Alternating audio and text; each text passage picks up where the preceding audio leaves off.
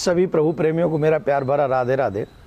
इस वीडियो में हम चर्चा करेंगे माघ मास की कृष्ण पक्ष की एकादशी का क्या महत्व है और ऐसा कौन सा कार्य करें उस दिन जिससे हमारे बड़े से बड़े महापाप नष्ट हो जाएं, और ऐसी क्या व्यवस्था कर लें जिससे हमें स्वर्ग में भी भूखा न रहना पड़े, वैकुंठ में भी भूखा न रहना पड़े। ये सब मैं आपको बताऊंगा इस वीडियो में, ध्यानपूर्वक सुने। धर्मराज के पूछने पर भगवान श्री कृष्ण ने कहा, माघ मास की कृष्ण पक्ष की जो एकादशी है वो सटतिला एकादशी है और इसका बहुत बड़ा महात्मा है। इस दिन व्रती को तिल का विशेष प्रयोग अपने जीवन में करना चाहिए, 6 प्रकार से उसका प्रयोग करना चाहिए। और एकादशी में व्रत करते समय नियम मर्यादाओं का ध्यान रखना चाहिए। कई लोग जो अपने हाथों से मनुष्य जीवन प्राप्त करने के बाद भी अन्न इत्यादि, वस्त्र इत्यादि, धन इत्यादि दान नहीं करते, उन्हें मुक्त होने के बावजूद भी कष्ट भोगना पड़ता है। इस कथा से यही सीख मिलती है। एक बुढ़िया माँ थी जो कभी भी दान नहीं देती थी, ना अन्न का दान, ना धन का दान। हाँ, व्रत बहुत करती थी, एकादशी के व्रत बहुत करते थे, और एकादशी के व्रत करके उसने भगवान नारायण को प्रसन्न कर लिया था।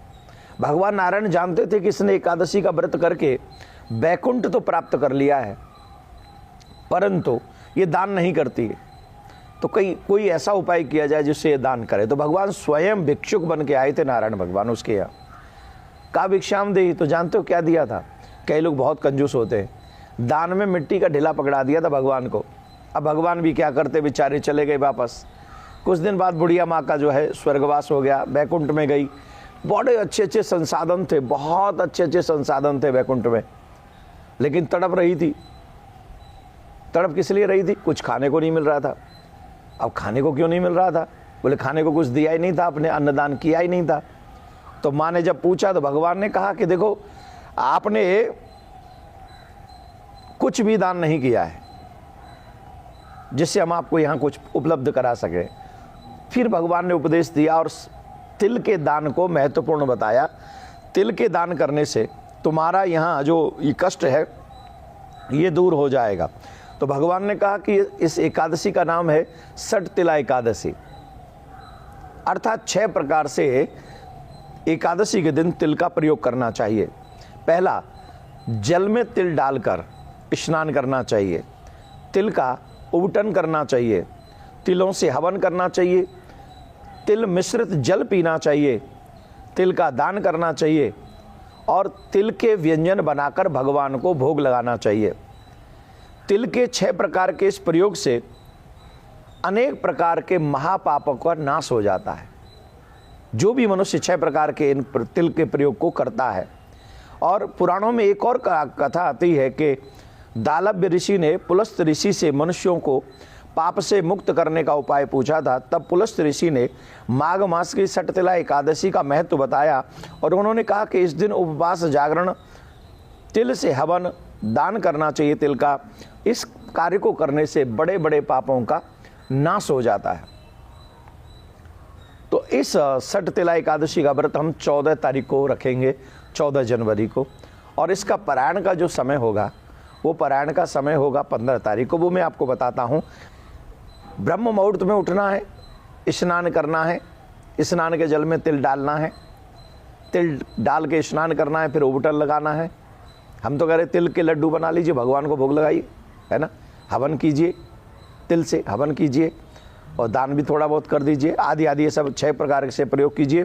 तो स्नान के जल में भी तिल डाल लें, फिर संकल्प करें। संकल्प करने के बाद में एकादशी का व्रत करें। व्रत में ब्रह्मचर्य का पालन करें, सत्य बोलें, झूठ नहीं बोलें, क्रोध नहीं करें, जागरण करें। एक और विशेष बात, एकादशी के व्रत में प्रेम पूर्वक भगवान का पूजन करते हुए हमें ये ध्यान रखना चाहिए कि इस पुण्य को भी हम भगवान के चरणों में समर्पित कर दें, तो परमात्मा को अर्पण की हुई वस्तु लाखों करोड़ों गुना हमें वापस मिलती है। तो इन्हीं नियमों के साथ में आप एकादशी का व्रत करेंगे। पारायण का समय रहेगा, हम आपको बता रहे हैं, जगह जगह पर जब सूर्य जहाँ जहाँ जैसे उदय होंगे, लेकिन हम जहाँ हैं वहाँ से प्रातः 7:15 से 9:38 तक ये पारायण का समय हमारे यहाँ रहेगा। तो आपके हिसाब से जहाँ सूर्य उदय थोड़ा सा होगा उस हिसाब से थोड़ा बहुत चेंज कर सकते हैं। और इसीलिए 15 जनवरी को ये पारायण का समय रहेगा। हर व्रत में कथा अवश्य सुननी चाहिए। व्रत करके मतलब भूखे रह के सिर्फ और सिर्फ हम लोग ये सोचे कि अब कोई हमारा व्रत हो गया, नहीं। व्रत करें, व्रत की कथा सुने और ज़्यादा से ज़्यादा भजन स्मरण करें, तब एकादशी का फल हमें कई गुना होकर मिलता है। प्रिया कांजू आपकी मनोकामना पूर्ण करें, जो भी आप चाहते हैं एकादशी के व्रत से आपको प्राप्त हो।